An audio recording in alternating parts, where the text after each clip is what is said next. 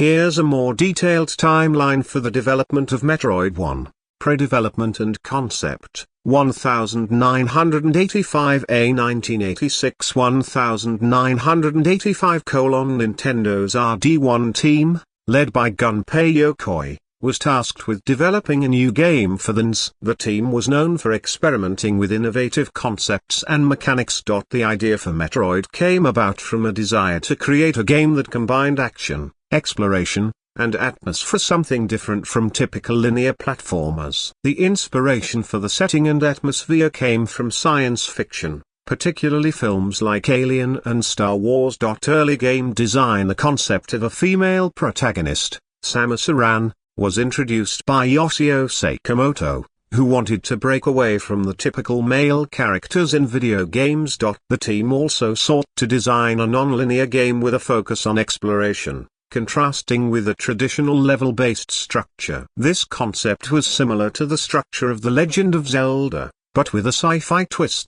Core development, 1986. Game design: Yoshio Sakamoto was the director and writer of the game, with a focus on creating a feeling of isolation and discovery for the player. The world was designed to be interconnected with hidden areas that could only be accessed after acquiring specific power-ups. The player controlled Samus, who had to explore the planet Zebes to rescue a kidnapped scientist and eliminate the space pirates. The design centered on backtracking, unlocking new areas, and solving environmental puzzles. Game mechanics: Metroid was one of the first games to feature a global map with interconnected areas and the ability to return to previous locations with new abilities, a hallmark of the Metroidvania genre.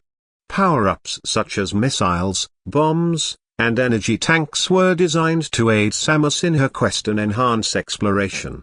Graphics and art design: due to the limited graphical capabilities of the NES, the developers used a simple yet effective art style. The dark, atmospheric setting of the game was achieved through minimalistic design, using black backgrounds and sparse but strategic placement of enemies and objects. The character design of Samus Aran was kept simple for the 8-bit style but iconic, with her armored suit providing a distinct visual.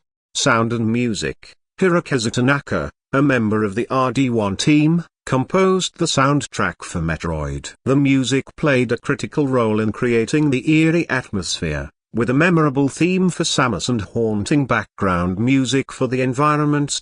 Testing and refining: mid-1986 playtesting: the game was tested for balance, ensuring that the difficulty curve remained challenging but fair. The non-linear progression and exploration aspects of the game were refined during testing to ensure that players didn't feel lost or overwhelmed. Challenges: one of the major challenges during development was ensuring that the game's map felt expansive yet not too difficult to navigate. The limited NES memory required creative ways of designing and storing the game world. Story and character development: the story was kept minimalistic and conveyed mostly through in-game actions, making it one of the early examples of environmental storytelling in video games. The reveal of Samus' identity as a woman at the end of the game was kept a secret for players to discover, which was a groundbreaking moment in gaming history. Final stages and release: late 1986.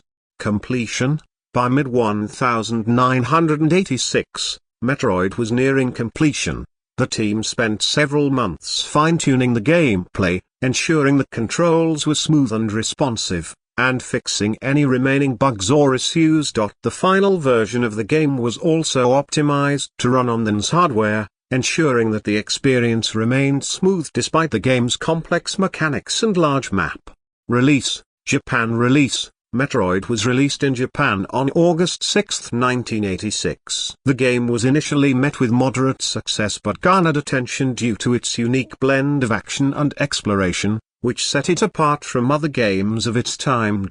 North American release: the game was released in North America later in 1987, with the marketing strategy emphasizing its non-linear gameplay and exploration elements. European release: Metroid made its way to Europe in 1988, further establishing the series in international markets.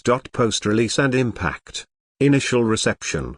The initial reception was positive but somewhat mixed due to the game's difficulty and the unorthodox design. Players were not accustomed to the non-linear structure, which led to confusion in some cases. The inclusion of the surprise twist that Samus was a female protagonist at the end of the game became a talking point in the gaming community.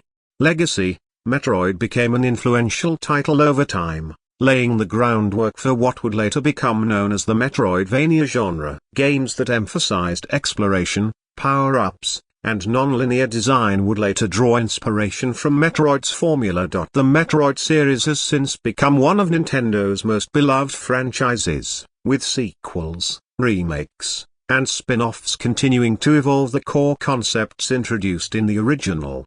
The development of Metroid was a pivotal moment in gaming history, as it pushed boundaries in terms of game design, storytelling, and character development. Its influence on the industry can still be felt today in numerous games that share its exploration-focused mechanics. For Omini,